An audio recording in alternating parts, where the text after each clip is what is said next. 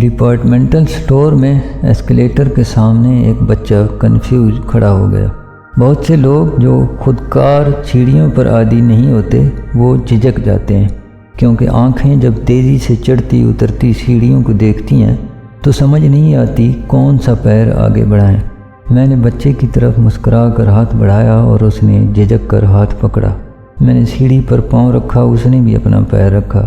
ہلکا سا وہ ڈگمگا ضرور گیا، لیکن اگلی لمحے وہ متوازن کھڑا تھا۔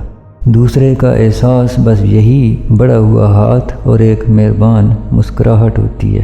زندگی کے نشیب و فراز میں اپنا بوجھ ہر بندہ خود ہی اٹھاتا ہے، خود ہی اٹھا بھی سکتا ہے۔